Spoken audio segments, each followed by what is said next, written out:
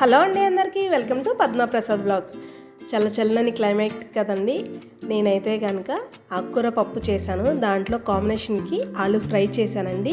ఎమ్మీగా ఎలా చేశానో చూద్దామా.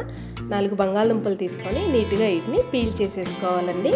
చూసారా, నేను చక్కగా పీల్ చేసేసుకున్నాను. ఇప్పుడు వీటిని మీడియం సైజు ముక్కల కింద కట్ చేసుకోవాలి. చూపిస్తున్నాను చూసారా, ఈ సైజు ముక్కలు అయితే కనుక చక్కగా ఫ్రై అవుతాయి. స్టవ్ ఆన్ చేసుకొని ఒక గిన్నె పెట్టుకొని బంగాళదుంప ముక్కలు మనం ఉడకపెట్టుకోవడానికి ఒక 1/2 లీటర్ వరకు వాటర్ వేసుకొని దాంట్లో ఒక 1/2 స్పూన్ వరకు ఉప్పు వేసుకుంటున్నాను నేను.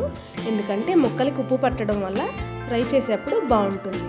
ఈ ముక్కలన్నిటినీ కూడా ఇప్పుడు ఆ వాటర్లో చక్కగా వేసేసుకోవాలి.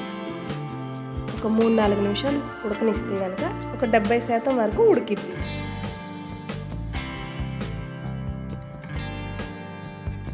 చక్కగా ఉడికిపోయాయి. ఇప్పుడు స్టవ్ ఆఫ్ చేసుకొని నీళ్ళన్నీ కూడా వడగట్టేసుకొని చల్లారి పెట్టుకోవాలి. ఒక గిన్నె తీసుకొని 1 స్పూన్ కార్న్ఫ్లవర్, 1 స్పూన్ మైదా, 1 స్పూన్ బియ్యం పిండి వేసి కొంచెం ఉప్పు, ఇందాకలో మనం ఆల్రెడీ ముక్కల్లో వేసాం కాబట్టి ఉప్పు చూసుకొని వేసుకోవాలి. ఒక పించ్ ఆఫ్ పసుపు, 1/2 స్పూన్ కారం, ఒక 1/2 స్పూన్ మిరియాల పొడి, ఒక 1/2 స్పూన్ గరం మసాలా, ఒక 1/2 స్పూన్ అల్లం వెల్లుల్లి పేస్ట్ వేసి ఈ మసాలాలన్నీ కూడా చక్కగా ముందు కలుపుకోవాలి.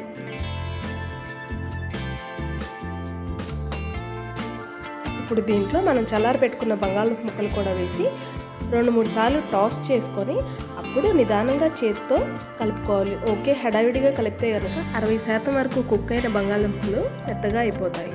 చూసారా, ముక్కకు చక్కగా పట్టేసిద్ది. మనం అసలు ఒక చుక్క కూడా వాటర్ వేయవసరం లేదు. స్టవ్ ఆన్ చేసుకొని కడాయి పెట్టుకొని డీప్ ఫ్రైకి సరిపడా ఆయిల్ వేసుకొని ఆయిల్ వేడెక్కనివ్వాలండి. చక్కగా ఆయిల్ వేడెక్కింది. ఇప్పుడు మనం కలిపి పెట్టుకున్న బంగాళదుంప మిశ్రమాన్ని ఒక్కొక్క ముక్క కింద వేసుకోవాలి. మొత్తం ఒకసారే వేస్తే కనుక ముద్దలాగా అయిపోతుంది. చూసారండి, వేయంగానే కూడా గరిటె పెట్టకూడదు. ఒక 5 నిమిషాలు ఆగాక నిదానంగా కలుపుకోవాలి. చక్కగా వేగుతాయి. చూసారా, గోల్డెన్ కలర్ చక్కగా వచ్చేసాయి. ఇంకొక 2 నిమిషాలు ఫ్రై అయితే కనుక ఆలు ఫ్రై రెడీ అయిపోయిద్దండి. పిల్లలు భలే అటెళ్తూ ఒక్కొక్క ముక్క తినేస్తూ ఉంటారు కూడా. అంత టేస్టీగా ఉంటుంది. ఈవినింగ్ స్నాక్ లాగా తినచ్చు. అలాగే మనం లంచ్లో పక్కన నంచుకోవడానికి కూడా పెట్టుకోవచ్చు. అంత బాగుంటుంది. చాలా ఈజీగా కూడా అయిపోతుందండి, హడావిడి లేకుండా.